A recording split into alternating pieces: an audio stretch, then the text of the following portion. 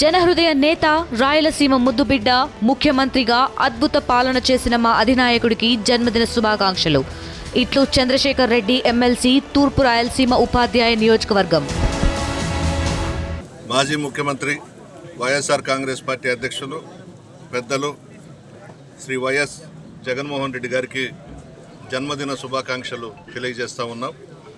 ఈరోజు జగన్మోహన్ రెడ్డి గారి జన్మదినం సందర్భంగా ఇందుకూరుపేట మండలంలో రాముడుపాళ్యంలో మండల పార్టీ అధ్యక్షులు మావులూరి శ్రీనివాసులు రెడ్డి గారి ఆధ్వర్యంలో ఈ కార్యక్రమం ఏర్పాటు చేసుకున్నాం.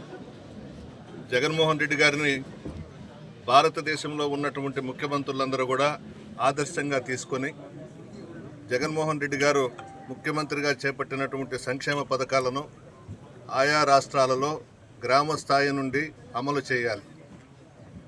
అంబేద్కర్ గారు ఆశయాలు, సిద్ధాంతాలు, రాజ్యాంగాన్ని స్ఫూర్తిగా తీసుకొని జగన్మోహన్ రెడ్డి గారు ముఖ్యమంత్రిగా పార్టీలు చూడకుండా, రాజకీయాలు చేయకుండా, పార్టీలకు అతీతంగా సంక్షేమ పథకాలు పెద్ద ఎత్తున ఇచ్చిన ఏకైక ముఖ్యమంత్రి ఎవరైనా భారతదేశంలో ఉన్నారు అనంటే ఒక్క జగన్మోహన్ రెడ్డి గారు మాత్రమే.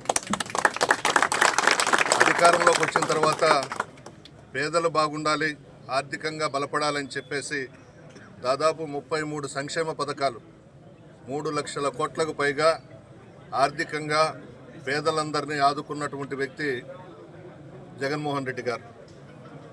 ఇప్పుడున్నటువంటి పరిస్థితి ఈవీఎంలతో ముఖ్యమంత్రి అయి ప్రజలకు అన్యాయం చేస్తూ, రాష్ట్రాన్ని అధోగతి పాలు చేస్తూ, పేద ప్రజలను దగ్గరకు రానివ్వకుండా ఆయన కుమారుడు కోట్లకు పడగలెత్తడమే తప్ప సంక్షేమ కార్యక్రమాలు పూర్తిగా ఆగిపోయినాయి.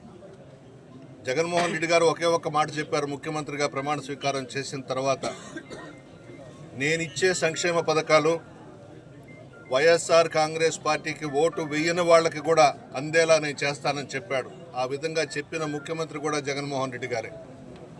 ఈరోజు ఆ పరిస్థితి లేదు. పసుపు చొక్కాలు వేసుకున్న వాళ్ళకే పథకాలు, ఏదైనా పనులు. జగన్మోహన్ రెడ్డి గారు నిజాయితీగా, చిత్తశుద్ధితో, పార్టీలకు అతీతంగా అందరూ బాగుండాలని చెప్పి అనేక సంక్షేమ పథకాలు ఇచ్చి ఈరోజు అంబేద్కర్ గారు ఏవైతే కలలు కన్నారో అవన్నీ కూడా జరిగాయి అని అంటే జగన్మోహన్ రెడ్డి గారి ప్రభుత్వంలోనే జరిగాయి. ప్రజలందరూ కూడా ఎప్పుడు ఎలక్షన్స్ వస్తాయా అని ఎదురు చూస్తూ ఉన్నారు.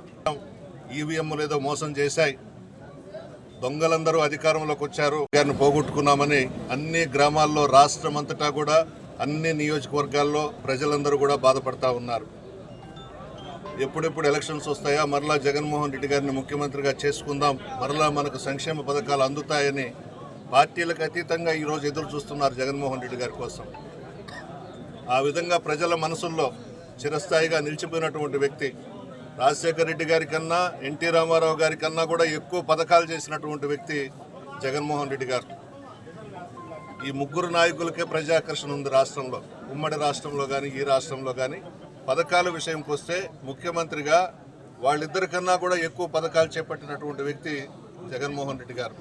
గ్రామ స్థాయి నుంచి పరిపాలన ఏ విధంగా ఉండాలో చేసి చూపించినటువంటి వ్యక్తి జగన్మోహన్ రెడ్డి గారు. సచివాలయాలు కానివ్వండి, ఆర్బీకేలు కానివ్వండి, విలేజ్ క్లినిక్ కానివ్వండి, ప్రతి ఒక్కటి కూడా ప్రజలకు అందుబాటులో ఉండే విధంగా గ్రామ స్థాయి నుంచి పరిపాలన చేసి అనేక సంక్షేమ పథకాలకు శ్రీకారం చుట్టినటువంటి వ్యక్తి జగన్మోహన్ రెడ్డి గారు. ఆయన భగవంతుని దయ వల్ల, ముక్కోటి దేవతల వల్ల మరలా ముఖ్యమంత్రిగా ప్రమాణ స్వీకారం చేసి ఈ రాష్ట్రాన్ని 20-30 సంవత్సరాలు ముఖ్యమంత్రిగా పరిపాలించాలని చెప్పి కోరుకుంటున్నాను. Local to global news at your finger tips. మీ చేతిలో ఒక ఆయుధం. Download Raw TV app. Media legend Ravi Prakash is back.